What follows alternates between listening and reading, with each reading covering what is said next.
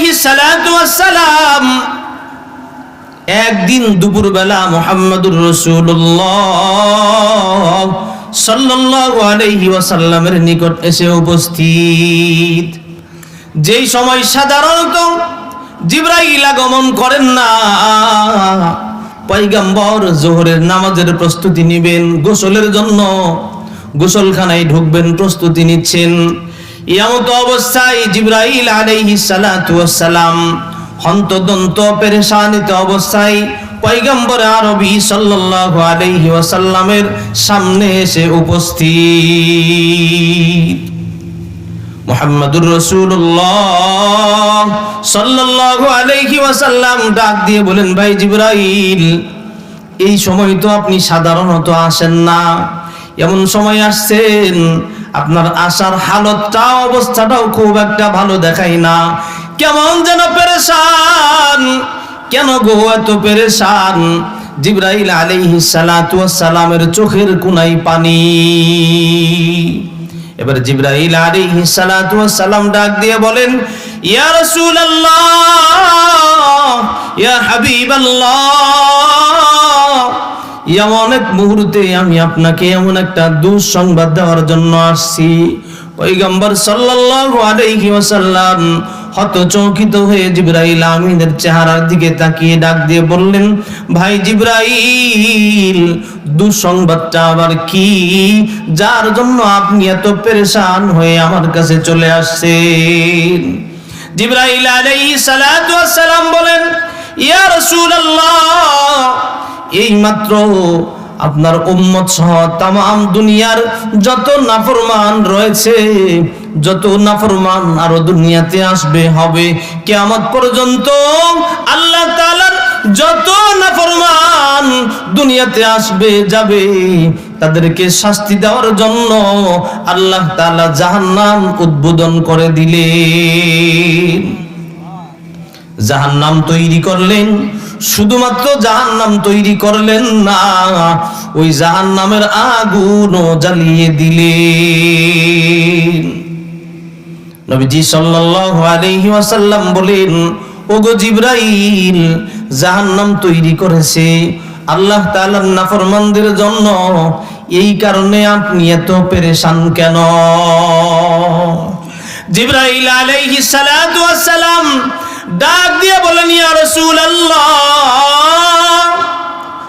ওই জাহান্নাম এমন এক জাহান্নাম আল্লাহ তাআলা বানিয়েছেন, যেই জাহান্নাম বানানোর অবস্থা দেখে, জাহান্নামের অবস্থা দেখে আমি জিবরাইল ওই জাহান্নামের পরিবেশ পর্যবেক্ষণ করে ঘেমে গেছি, অস্থির হয়ে গেছি, পেরেশান হয়ে আপনার কাছে ওই জাহান্নামের ভয়াবহতার দুঃসংবাদ দেওয়ার জন্য চলে আসছি।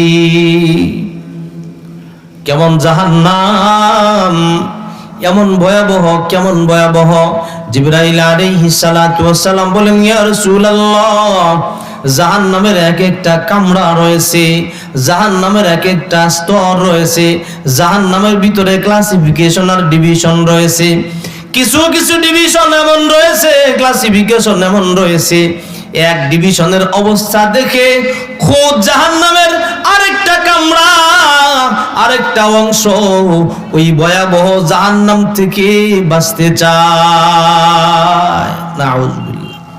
জিবরাইল আলাইহিস সালাম বললেন, নবী গো, যেই জাহান্নামকে মানুষের শাস্তির জন্য আল্লাহ তাআলা বানাইলেন, ওই জাহান্নামী এক জাহান্নাম আরেক জাহান্নামের শাস্তির ভয়াবহতা দেখে ওই জাহান্নাম থেকে পানা চাই।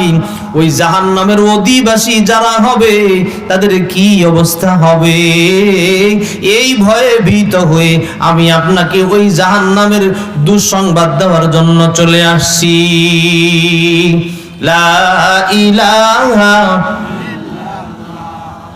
লা ইলাহা ইল্লাল্লাহ, লা, একটু জবান খুলে পড়ি, লা ইলাহা ইল্লাল্লাহ, লা ইলাহা লা ইলাহা ইল্লাল্লাহ, আল্লাহর জিকির করবে যারা, আল্লাহর জিকির করবে যারা, আল্লাহর প্রিয় হবে তারা, আল্লাহর প্রিয় হবে তারা, আল্লাহর প্রিয় হবে যারা, আল্লাহর প্রিয় হবে যারা, আল্লাহর জান্নাত পাবে তারা। লা ইলাহা লা ইলাহা লা ইলাহা ইল্লাল্লাহ, লা ইলাহা লা ইলাহা ইল্লাল্লাহ। আপনাদের খারাপ লাগে? একটু জবান খুলে জিকির করব। এই জিকির কার কালেমা? আল্লাহর দেওয়া মুসলমানদের জন্য ঈমানের কালেমা। এক একবার মানুষ জিকির করবে তো অন্তর থেকে কি গুনাহের কালিমা সাফ হবে। সুবহানাল্লাহ। আল্লাহর দেওয়া জবান দিয়ে এই কালেমা পড়তেও যদি আমরা কৃপণতা করি, তাহলে এর চাইতে বড় কৃপণ আর কেউ হতে পারে না। এজন্য একটু জবান খুলে আল্লাহ তাআলার দেওয়া এই ঈমানের কালেমা পড়ব ইনশাআল্লাহ। পারবো তো? লা ইলাহা ইল্লাল্লাহ, লা ইলাহা লা ইলাহা লা ইলাহা ইল্লাল্লাহ মুহাম্মাদুর রাসূলুল্লাহ সাল্লাল্লাহু আলাইহি ওয়াসাল্লাম।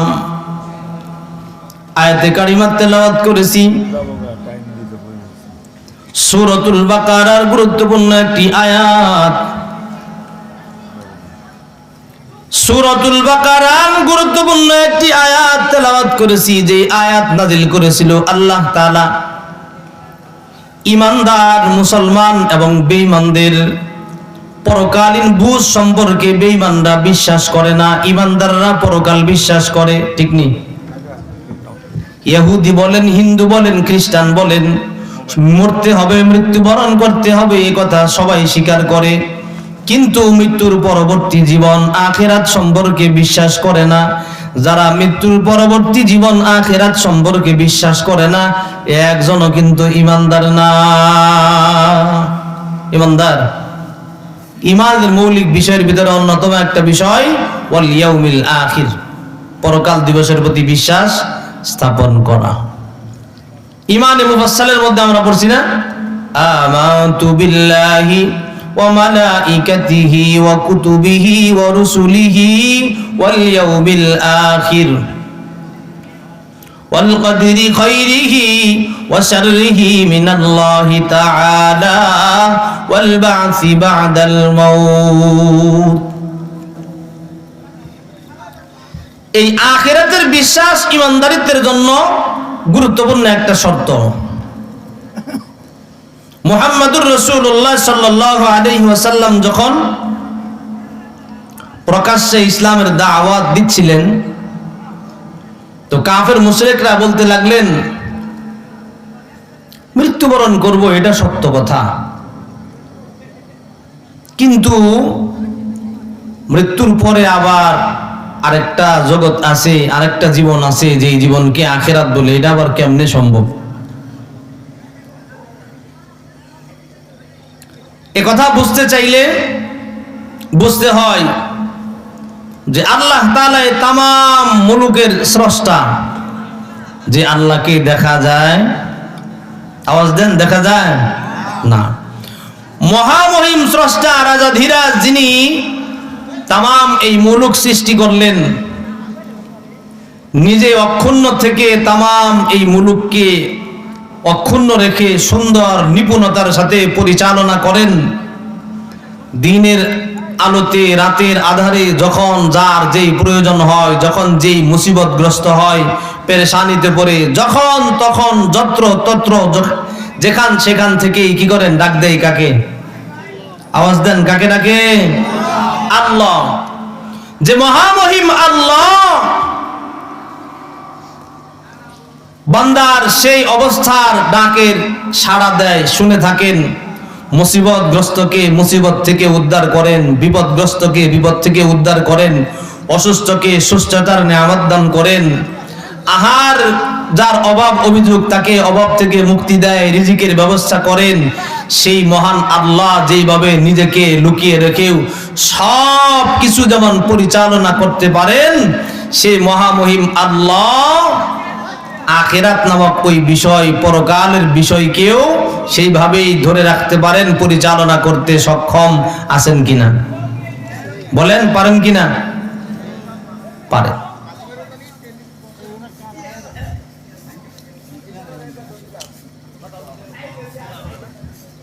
ভাই মেহেরবানি করে আমরা প্যান্ডেলে চলে আসি, সমস্যা হলে দূরে চলে যাই, এখানে যেন সাউন্ড না আসে, মেহেরবানি করে। তো বলতেছিলাম, এই আখিরাত নিয়ে তাদের গাত্র জ্বালা ছিল, বিশ্বাস নিয়ে গাত্র জ্বালা ছিল। আল্লাহ তাআলা জানেন কিছু মানুষ এমন রয়েছে যারা অবশ্যই জাহান্নামে যাবে, নাউযুবিল্লাহ। কোথায় যাবে?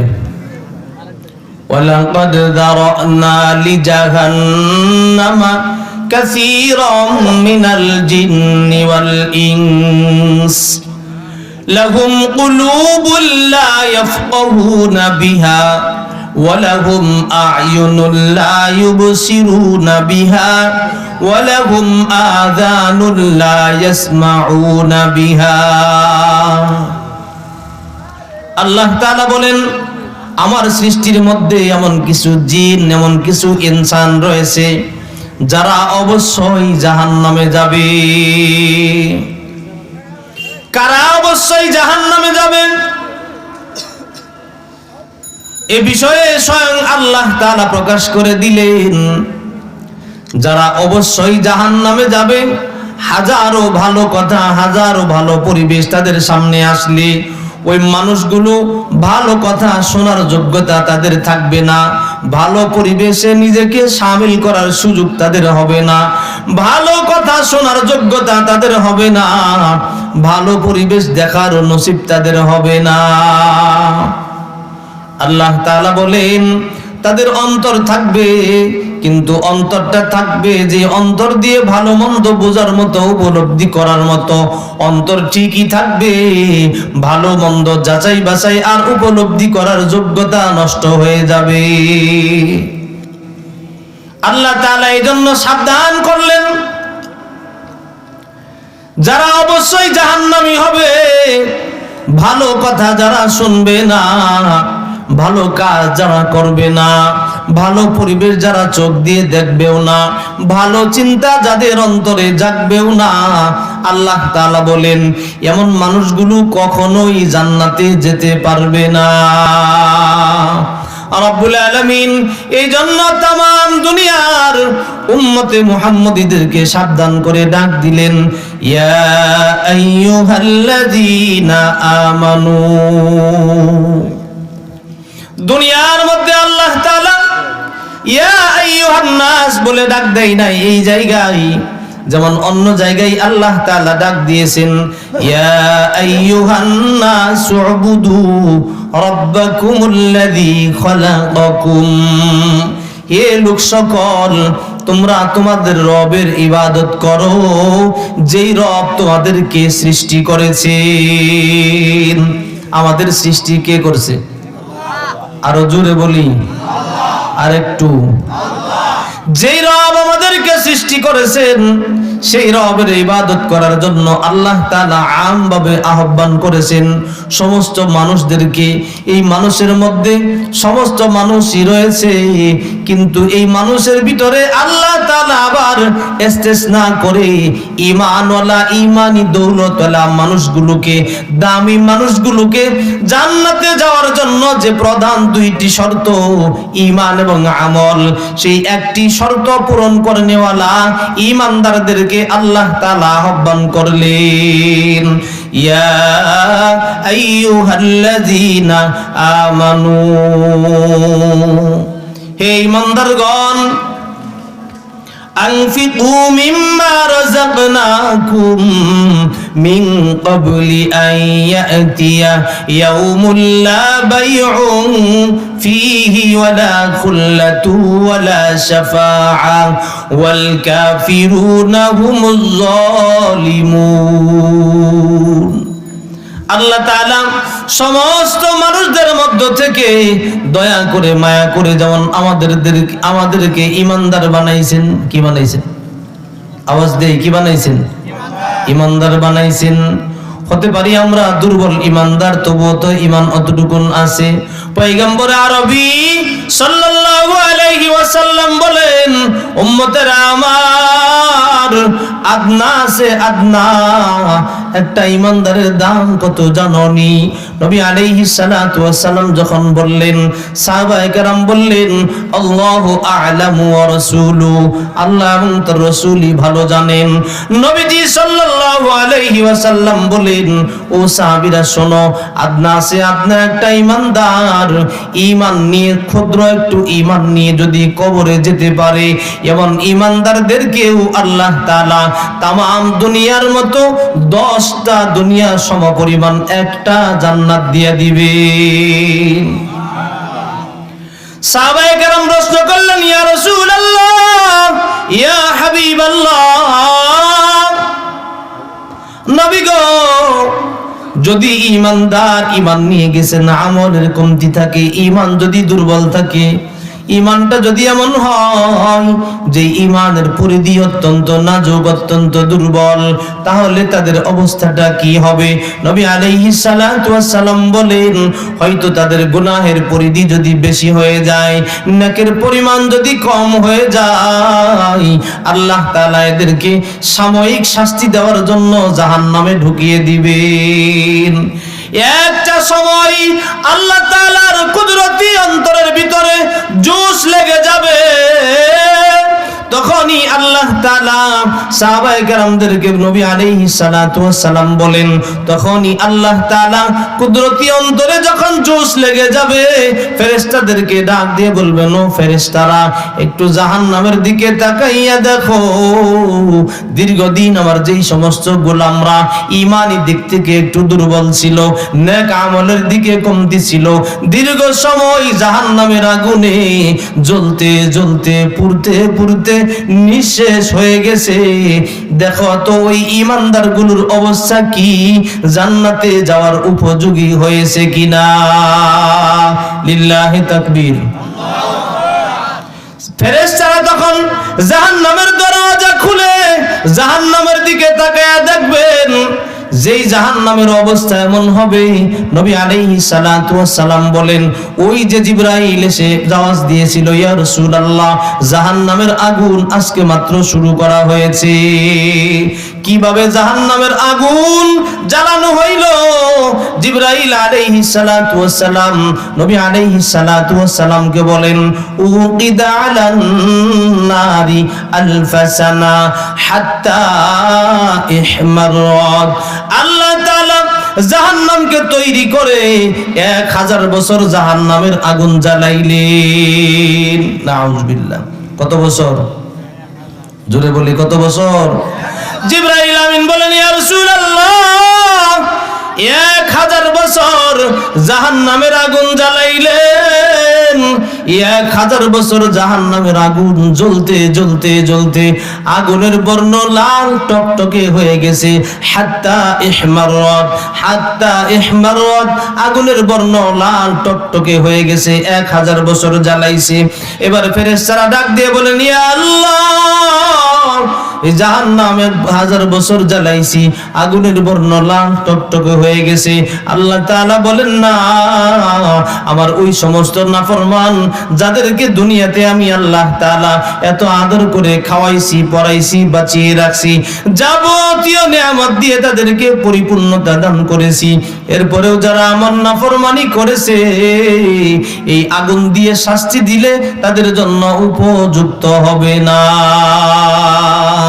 সুম্মা উকিদা আলাইহা হাত্তা ইবয়াদ্দাত। ও ফেরেশতারা আরো 1000 বছর জ্বালাও। এবার ফেরেশতারা জাহান্নামের আগুনকে আরো 1000 বছর জ্বালাইলেন।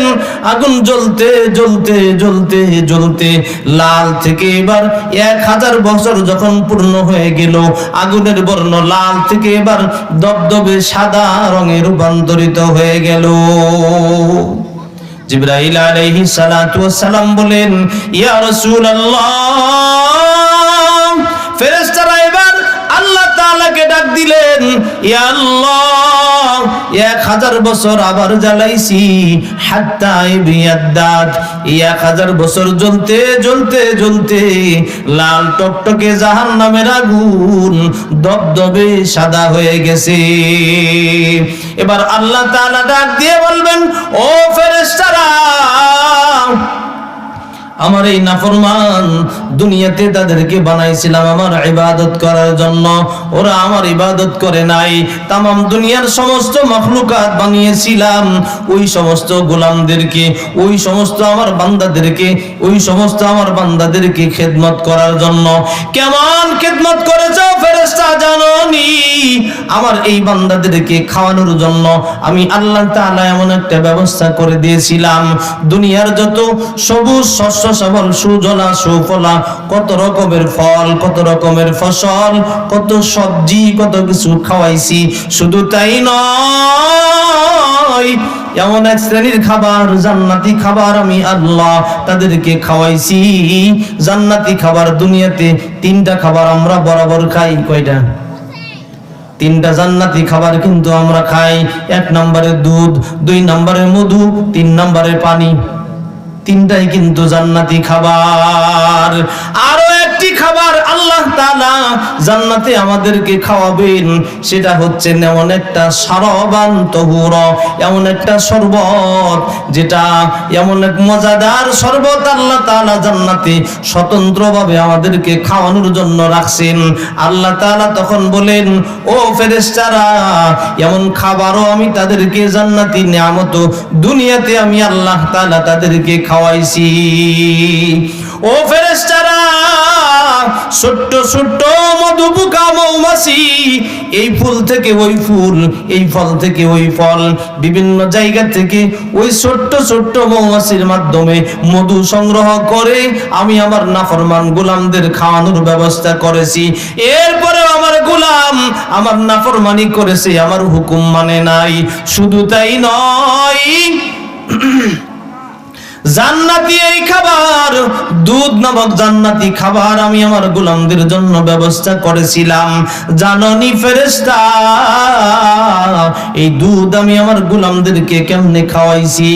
একটা গরুর বাছুর যখন হয়, গরু যখন বাছুর হয়, বাছু প্রসব করে, গরুর যখন দুধ দোহানোর সময় হয়, বাড়িওয়ালা বাছুরটাকে বেঁধে রাখে, মুখের মধ্যে ঠোনা দিয়ে আটকাইয়া রাখে।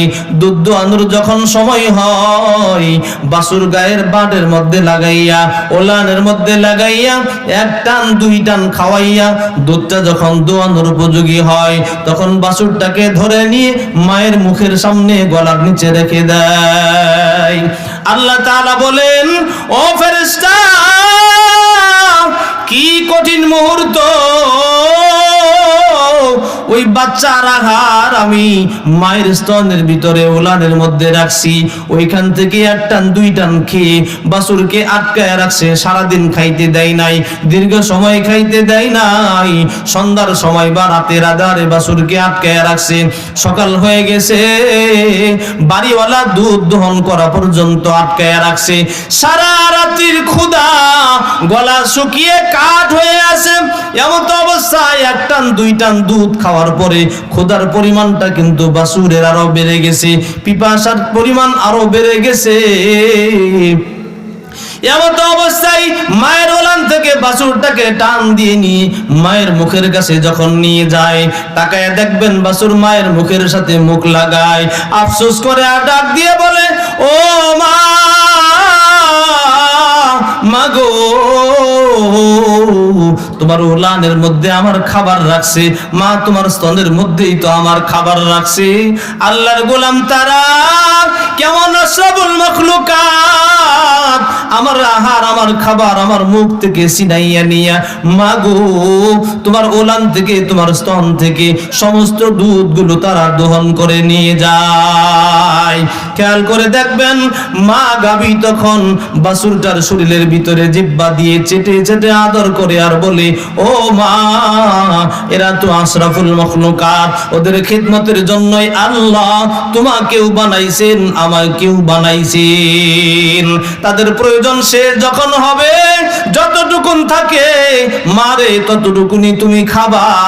ওদের যদি খিদমত আমরা করতে না পারি, যেই আল্লাহ ওদেরকে খিদমতের জন্য আমাদের বানাইছেন ওই আল্লাহ কিন্তু বেজার হয়ে যাবে।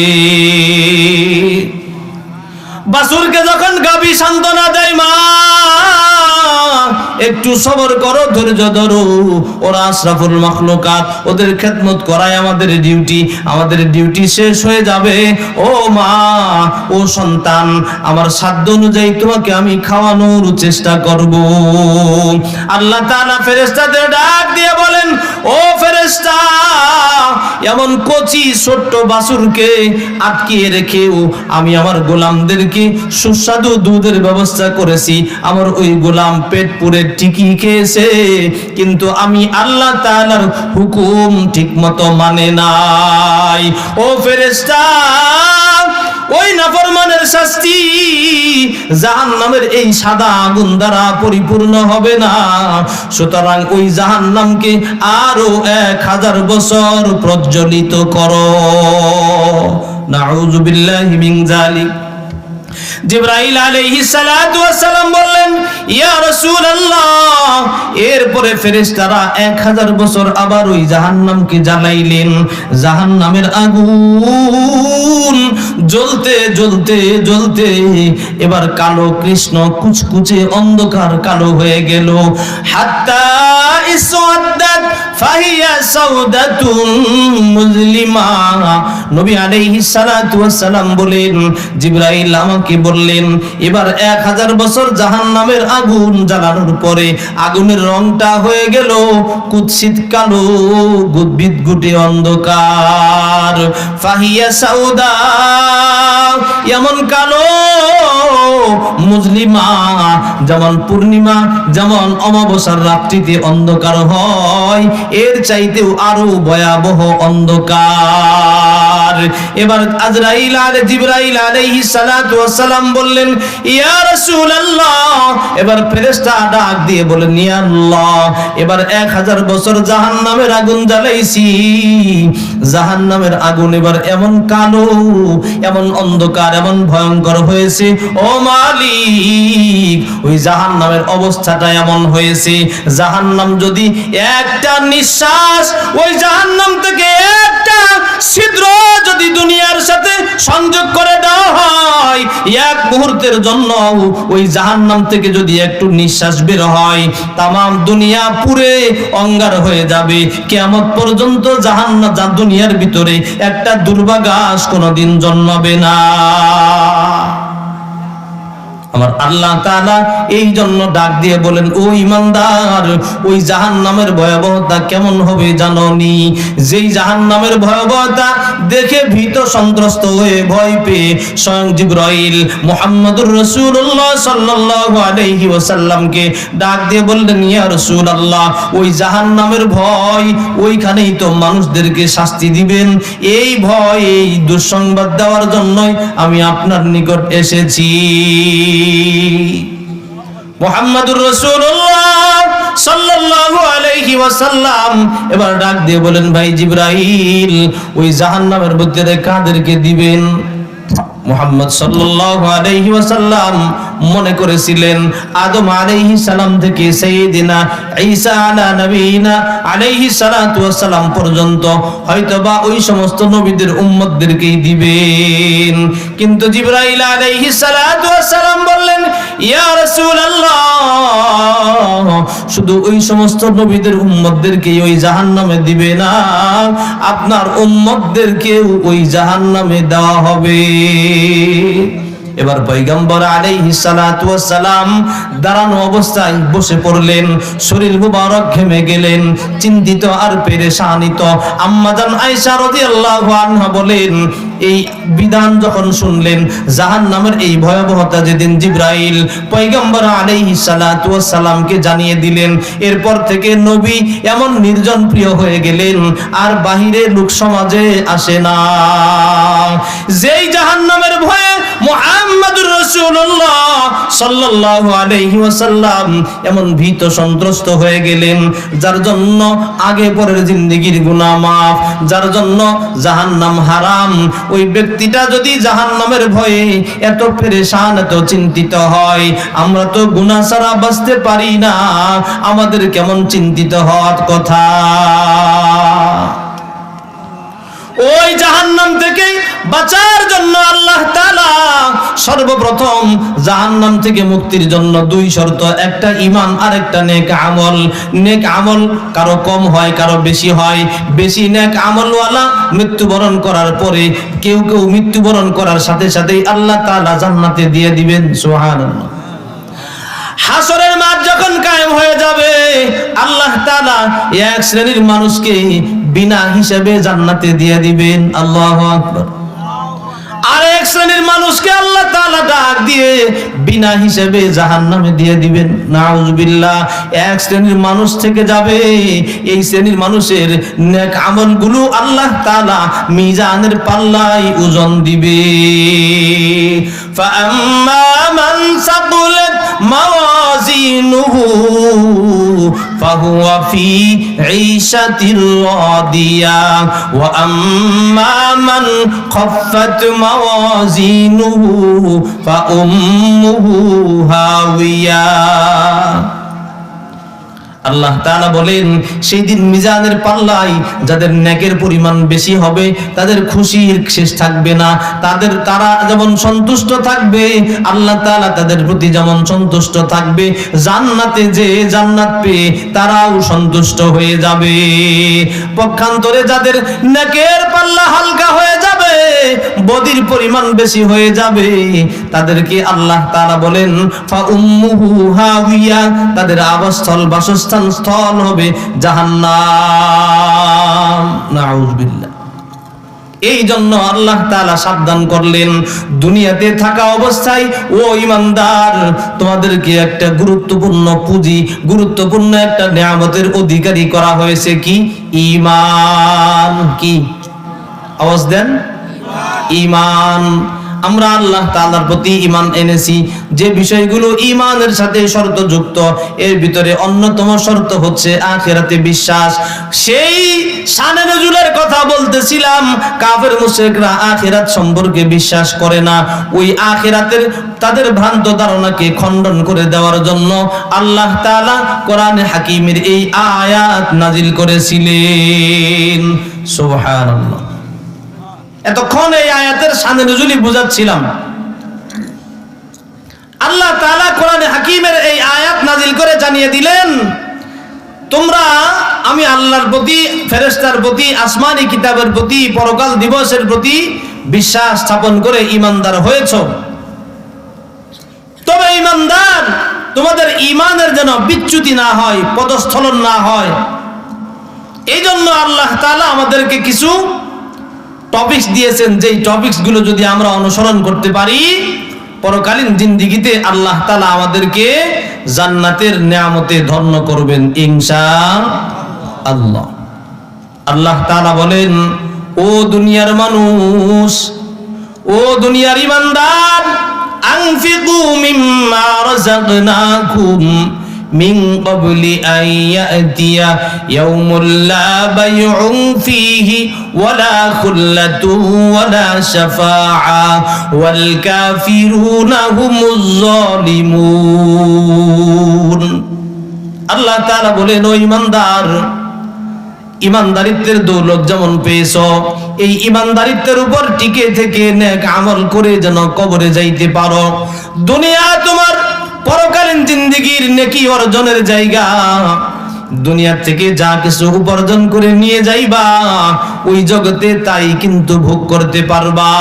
এমন এক জগতের দিকে পা বাড়াইতেছো ওরে বান্দা, এমন এক জগতের দিকে মৃত্যুবরণ করার মধ্য দিয়ে প্রবেশ করবা যেই জগতে লা বাইউন ফি, কোনো কিছু আর কেনা বেচা চলে না, ওয়ালা খুল্লা, কোনো বন্ধু সঙ্গীও কেউ কারো হবে না, ওয়ালা শাফাআ, তোমার বাঁচার জন্য কেউ তোমাকে সুপারিশও করবে না, ওয়াল কাফিরুনা হুমুজ জালিমুন, বরং কাফের মুশরিক যারা এরা বড় ধরনের জালিম, বরং যারা নাফরমান হয়, যারা নাফরমানি করে এরা বড় ধরনের জালিম।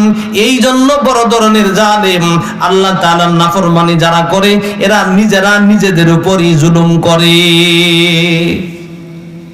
যে জুলুম করে, যে জালেম হয়, যে আল্লাহ তাআলার নাফরমানি করে, প্রথমত জুলুমটা কার উপর করে? নিজের উপরই করে। নিজের ক্ষতি নিজেই করে না? এই কথাই আল্লাহ বলেন ওয়াল কাফিরুনা হুমুজ জালিমুন। এখানে কাফিরুন দ্বারা ওয়াল কাফিরুন শব্দ যদিও বহুবচন আল্লাহ তাআলা ব্যবহার করেছেন লফজ, এই বহুবচন কাফিরুন বহুবচন ব্যবহার করে মানুষের যত অবাধ্যতামূলক কর্মকাণ্ড, সমস্ত কর্মকাণ্ডের বিষয়গুলোকে এখানে আল্লাহ তাআলা ইসবাত করেছেন। ওয়াল কাফিরুন তাফসীরে জালালাইনের মধ্যে লেখেন মানুষ সর্বপ্রথম নিজের উপর জুলুম করে কিভাবে? আল্লাহ তাআলার নাফরমানির মধ্য দিয়ে। ইমানদারের ভিতরে সর্বপ্রথম এই জুলুম ঢুকে কিভাবে? ইমানদার সর্বপ্রথম শুরু করে কি? আল্লাহ তাআলার হুকুম মানতে অলসতা। প্রথম কি ঢুকে? অলসতা। এক সময় অলসতা করতে করতে এই কাজের ভিতরে একটু অনীহা আসে। অলসতা থেকে কি আসলো? অনাগ্রহ, অনীহা। এরপরে এক সময় ওই কাজ থেকে সে কি হয়ে যায়? একবারেই বিরত হয়ে যায়। তারপরে দেখা যায় কি কাজ থেকে বিরত হইতে হইতে এক সময় ঈমানের মতো মহা দৌলত, যেই দৌলত তাকে গুনাহ থেকে বাঁচানোর কথা, নেক কাজ করানোর কথা, এক সময় দেখা যায় এই পাওয়ারটাও, সুপ্রিম পাওয়ার, এই পাওয়ার হাউসটাও তার নষ্ট হয়ে যায়। এজন্য আল্লাহ তাআলা সাবধান করেছেন ইয়াউমুল লা বাইউন ফীহি ওয়ালা খুল্লাতু ওয়ালা শাফাআ। ও আমার বান্দা, তুমি তোমার হায়াতে জিন্দেগি, আমি আল্লাহর দেওয়া রিজিক, আমি আল্লাহর দেওয়া সম্পদ, আমি আল্লাহর দেওয়া হায়াত দুনিয়াতে থাকতেই ঈমানের পথে ব্যয় করো। দুনিয়াতে থাকতেই নাজাতের জন্য কল্যাণের পথে ব্যয় করো। আমি আল্লাহর রাস্তায় ব্যয় করো। কখন করবা? আইয়াতিয়া আহাদাকুমুল মাউত, মউত আসার আগেই তুমি তোমার পুঁজি সংগ্রহ করে নাও। পরকালীন পুঁজি কখন উপার্জন করতে হবে? দুনিয়াতে থাকা অবস্থায়। ওয়া আনফিকু মিম্মা রাযাকনাকুম, আল্লাহ বলেন যেই সম্পদ আমি তোমাকে দিয়েছি, এখানে সম্পদ বলতে শুধু ধন সম্পদ নয়, হায়াতটাও আমার জন্য সম্পদ, ঠিক কিনা? এখানে সম্পদ বলতে আমার শরীরটাও একটা সম্পদ, পাশাপাশি এরপরে ধন সম্পদ আরো একটা উল্লেখযোগ্য সম্পদ। প্রথমত নেক কাজ করার জন্য সর্বপ্রথম কি দরকার? নিজের ইচ্ছা। কি দরকার? নিজের ইচ্ছা, নিজের নফসের চাহিদা, নফসকে গুনাহ থেকে ফিরাইয়া, নফসকে দুনিয়ার চিজ আসবাবের মোহ থেকে ফিরিয়ে নেক কাজের দিকে অগ্রগামী করা। এটাই হলো নিয়ামতের ভিতরে প্রথম নিয়ামত। দিল বদস্তে আওয়ার কে হজ্জে আকবরাস, দিল বদস্তে আওয়ার কে হজ্জে আকবরাস, আজ হাজারা কাবা এক দিল বেহতরাজ, আজ হাজারা কাবা এক দিল বেহতরাজ। আল্লাহর আরেফ বলেন, ও দুনিয়ার মানুষ, তোমার অন্তরকে গুনাহ থেকে ফিরাইয়া, তোমার অন্তরকে দুনিয়ার মোহ থেকে, লোভ লালসা থেকে কন্ট্রোল করে ঈমানের পথে নেক কাজে পরিচালনা করার জন্য গুনাহ থেকে অন্তরকে ফিরাইলা মানে তোমার অন্তরটা কেমন দামি আল্লাহর নিকট হয়েছে জানো? হাজারো খানায় কাবা থেকে ওই দিলটা উত্তম। কেন তোমার দিলটা হাজারো খানায় কাবা থেকে উত্তম জাননি? কাবা বুনিয়াদে খলিলে আজরাস, কাবা বুনিয়াদে খলিলে আজরাস, দিল গুজার গাহে জলিলে আকবরাস। আল্লাহ আরেফ বলেন ওই খানায় কাবা ইব্রাহিম আলাইহিস সালাতু ওয়াস সালাম তৈরি করেছেন, আর তোমার দিল স্বয়ং আল্লাহ তৈরি করেছেন। ওই দিলের ভিতরে যদি আল্লাহর ভয় লালন করে গুনাহ থেকে নিজের দিলকে ফিরাইতে পারো, নেক কাজের দিকে যদি আগাইতে পারো, এমন দিলটা আল্লাহ তাআলার নিকট হাজারো খানায় কাবা থেকে উত্তম। এজন্য আমার আল্লাহ বলেন ওয়া আনফিকু মিম্মা রাযাকনাকুম, সময় থাকতে আল্লাহর রাস্তায় ব্যয় করো। শরীরকেও যেমন ব্যয় করব, শরীর কিভাবে আল্লাহর রাস্তায় ব্যয় করব? শরীর ব্যয় করার পদ্ধতি হলো ইবাদতের প্রকারের মধ্যে আসতে হয়। আবার ইবাদত তিন প্রকার। কয় প্রকার? একটু শিখে যায়, মাহফিলতে কাজে লাগুক নাকি? ইবাদত কয় প্রকার? প্রধানত তিন প্রকার। ইবাদতে বাদানি শারীরিক ইবাদত, ইবাদতে মালি অর্থ সম্পদের ইবাদত, ইবাদতে বাদানি ওয়াল মাল বাইনাল মুশতারাক, শরীর এবং মাল উভয়ের মিশ্রণে যে ইবাদত হয়। তিন প্রকার হইছে। ইবাদতে বাদানি যেটা কি হয়? নামাজ, রোজা, শুধু শরীর দ্বারা না। ইবাদতে মালি হজ, যাকাত, এটা শুধু সম্পদ দ্বারা। ইবাদতে মালি ওয়াল বাদান বাইনাল মুশতারাক, দুই জিনিসের সমন্বয়ে শরীরও লাগে অর্থও লাগে, এমন ইবাদত হচ্ছে হজ। যেখানে শুধু টাকা দিয়েই হজ হয়, কি লাগে? যাওয়াও লাগে, শরীরও লাগে না? এই জন্য এই ইবাদতের তিন প্রকারের ভিতরে প্রথম প্রকার হচ্ছে কি? শরীর দ্বারা ইবাদত। ওই যে আল্লাহ বলেন ওয়া আনফিকু মিম্মা রাযাকনাকুম, আল্লাহ প্রদত্ত যে নিয়ামত তুমি পাইছো আল্লাহর পথে ব্যয় করো। এই জন্য প্রথম ব্যয় করার জন্য আমি আমার হায়াতে জিন্দেগির যে সময় পিছনে ফেলে আসছি, ভুল করেছি, সামনে আর এমন ভুল করব, আওয়াজ দেন, করব। সামনে আমার হায়াতে জিন্দেগি আমার আল্লাহর দেওয়া শরীর দিয়ে আমি আল্লাহ তাআলার ইবাদত করব ইনশাআল্লাহ। ওয়া আনফিকু মিম্মা রাযাকনাকুম, এরপরে ইবাদতে মালি সম্পদের ইবাদত। সম্পদের ইবাদতটা কেমন? সম্পদের ইবাদতের কারণে, গাফেল থাকার কারণে এই সম্পদের মুহে পড়েই মানুষ দিন বিমুখ হয়, ঈমান বিমুখ হয়। সমস্যা?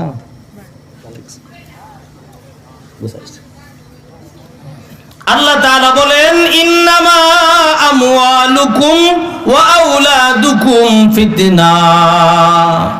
ও দুনিয়ার মানুষ, ও আমার গোলাম, মানুষ দুই জিনিসের মুহে পড়ে ধ্বংস হয়। কয় জিনিসের? দুই জিনিসের কারণেই ধ্বংস হয়। তোমাদের পূর্ববর্তী যত আমার গোলামরা বিগত হয়েছে, যত নাফরমান দুনিয়া থেকে বিদায় নিয়েছে, দুই জিনিসের কারণেই ধ্বংস হয়েছে। এক নম্বরে সন্তান, আরেক নম্বরে হলো সম্পদ। ইন্নামা আমওয়ালুকুম ওয়া আওলাদুকুম ফিতনা। প্রথম নম্বরে ধন সম্পদ, দ্বিতীয় নম্বরে হচ্ছে সন্তান সন্ততি। এজন্যই আল্লাহ তাআলা ঈমানদারদেরকে আহ্বান করেছেন, ও ঈমানদার, তোমাদের মতো কত ঈমানদার ঈমান আছে দাবি করেছে, নামাজও আদায় করেছে, সম্পদের সঠিক ব্যবহার না করার কারণে ঈমানদারিত্ব নষ্ট হয়েছে।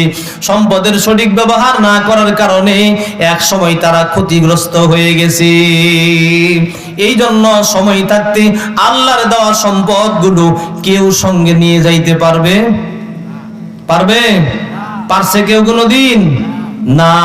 আল্লাহ তাআলা বলেন সম্পদ তো তোমার ওইটা যেই সম্পদ তুমি উপার্জন করেছো, যতটুকুন তুমি খেয়ে ব্যবহার করছো, শরীরে কাজে লাগাইছো, যতটুকুন কাপড় তুমি ব্যবহার করেছো, এটা তোমার জন্য উপকারী সম্পদ। বাকিটুকুন যতটুকুন আল্লাহর রাস্তায় ব্যয় করেছো, এটা তোমার জন্য উপকারী সম্পদ। যেইটুকুন সম্পদ তুমি দুনিয়াতে রেখে বিদায় নিয়েছো, এটাই তোমার পরকালীন জিন্দেগিতে হিসাবের জন্য বড় কঠিন একটা পরিস্থিতি। ঠিক নেই? আমি যা খেয়েছি, আল্লাহর রাসূল বলেন, যা আমরা খেয়েছি শরীরের ভিতরে এই খাবার থেকে রক্ত গোশত উৎপাদিত হয়েছে, শক্তি উৎপাদন হয়েছে, এই শরীর দ্বারা আল্লাহ তাআলার ইবাদত করতে পেরেছি। যা যেই সমস্ত কাপড় চোপড় ব্যবহার করেছি, এই কাপড় পরে আল্লাহর হুকুম মেনেছি, এটাই আমার জন্য উপকারী।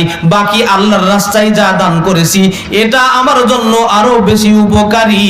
দুনিয়াতে আমি যখন থাকবো না, এক সময় আমার সন্তান আমার নাম নিয়ে মাঝে মাঝে একটু দোয়া করবে।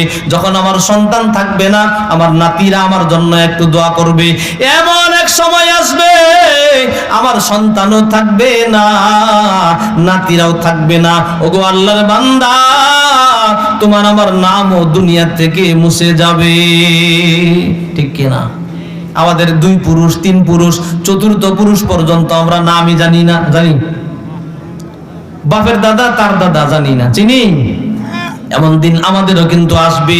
এই জন্য আল্লাহ তাআলা বলেন, ও দুনিয়ার মানুষ, সময় থাকতে ওয়া আনফিকু মিম্মা রাযাকনাকুম মিন ক্বাবলি আন ইয়াতিয়া ইয়াউমুল লা বাইউন ফীহি ওয়ালা কুল্লাতু ওয়ালা শাফাআ। ওই দিনের জন্য পুঁজি করো, ওই দিনের জন্য সঞ্চয় করো, জমা করো, যেই দিন কেউ কারো হবে না। ফাহাল তাযকুরুনা আলাইকুম ইয়াউমাল কিয়ামাহ। যেই দিন কেউ কারো কথা স্মরণ থাকবে না। শুধু তাই নয়, যত আম্বিয়া কেরাম আছে, শুধু মুহাম্মদুর রাসূলুল্লাহ সাল্লাল্লাহু আলাইহি ওয়াসাল্লাম ব্যতীত যত আম্বিয়া কেরাম আছে, সমস্ত আম্বিয়া কেরাম পর্যন্ত নফসি নফসি বলা শুরু করবে। কেবলমাত্র শুধুমাত্র মুহাম্মদুর রাসূলুল্লাহ সাল্লাল্লাহু আলাইহি ওয়াসাল্লাম সেদিন ডাকবেন, রব্বি হাবলি উম্মতি। ও আল্লাহ, আমার উম্মতকে নাজাত দাও। ও আল্লাহ, আমার উম্মতের কি অবস্থা হবে? ওই দিনের কথা স্মরণ করিয়ে দিয়ে আল্লাহ বলেন, ওই দিন আসার পূর্বেই তুমি তোমার আমলনামাকে গুছিয়ে নাও। কিসের মাধ্যমে? 3 বিষয়ের মধ্য দিয়ে। তোমার শরীরের মাধ্যমে যেমন ইবাদত করবা, তোমার অর্থের মাধ্যমেও ইবাদত করবা। যে ইবাদত করতে শরীরও লাগে, অর্থও লাগে, এমন ইবাদতের মধ্য দিয়ে তুমি তোমার আমলনামাকে কি করে নাও?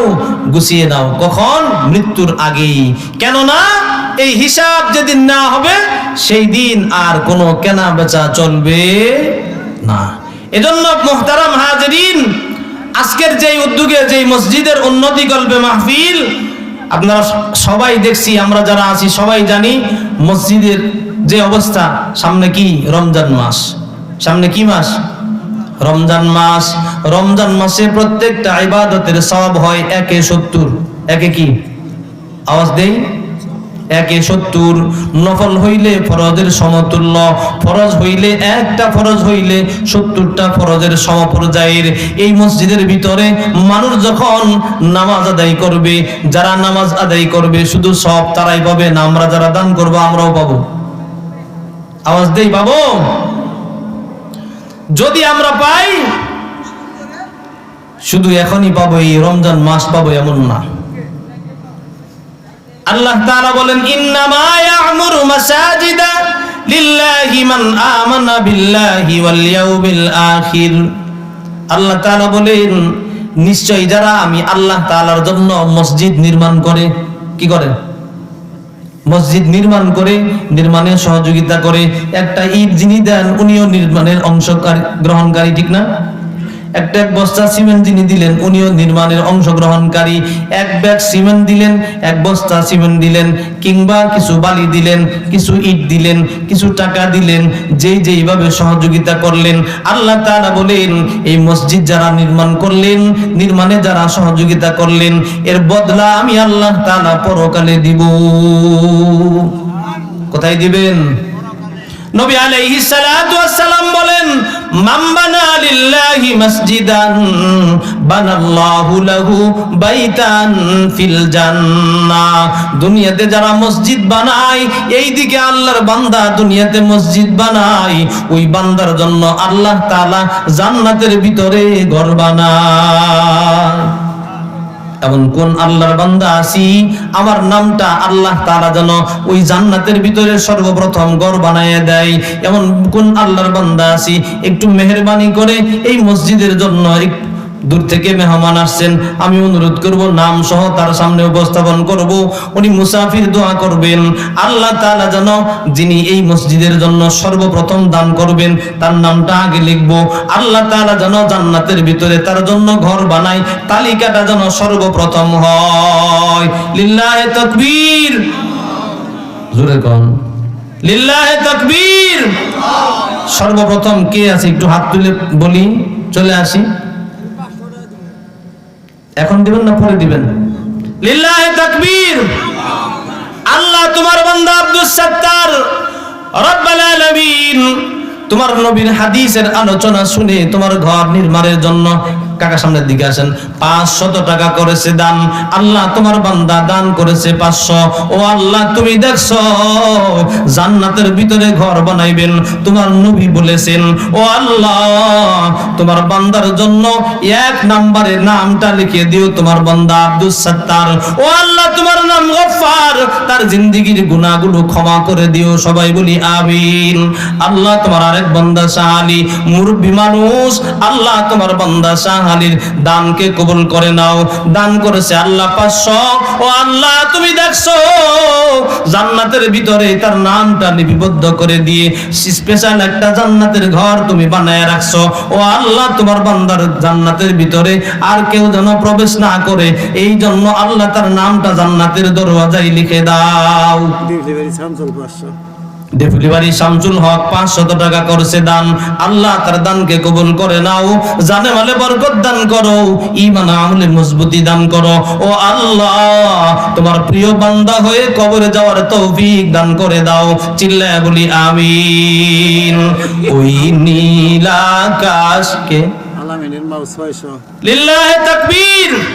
আল্লাহ তোমার এক বান্দি মহিলা মানুষ 600 টাকা তোমার ঘরের জন্য করেছে দান।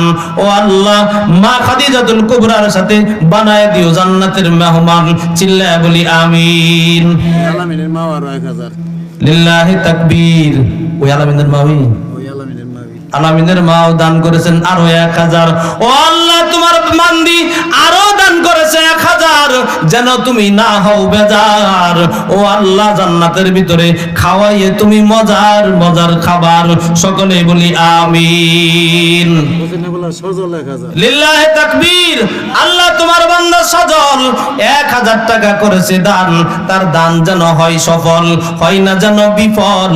ও আল্লাহ সঠিকভাবে সঠিক সময় দিয়ে দিও তার দানের ফলাফল, সকলে বলি আমিন। ওই নীল আকাশ সবুজ পৃথিবী সবই তোমার দান। কার দান? জোরে বলি কার দান? ওই নীল আকাশ সবুজ পৃথিবী সবই তোমার দান। আমার বিডিআর সাইন ভাই, লিল্লাহি তাকবীর। আল্লাহ তোমার বান্দা শাহিন তোমার ঘরের জন্য 1000 টাকা করেছে দান। আল্লাহ ওনার জামাই 1000, শাহিন ভাইয়ের জামাই, শ্বশুর জামাই, জামাই 1000, শ্বশুর 1000। ও আল্লাহ একসঙ্গে দুইজনে দান করেছে টাকা 2000। হয়ে যায় না তুমি বেজার, জান্নাতের মেহমান বানাইয়া খাওয়াইয়া দিও মজার মজার খাবার। লিল্লাহি তাকবীর। একটু জোরে কর। আল্লাহ তোমার বান্দাদের দানকে কবুল করে নাও। জফুল কালাম তোমার হাতের মালিক, তোমার বান্দাদের অন্তরগুলো তোমার ঘরের দিকে একটু ঝুঁকাইয়া দাও, অন্তরের ভিতরে মসজিদের মোহাব্বত ঢুকাইয়া দাও।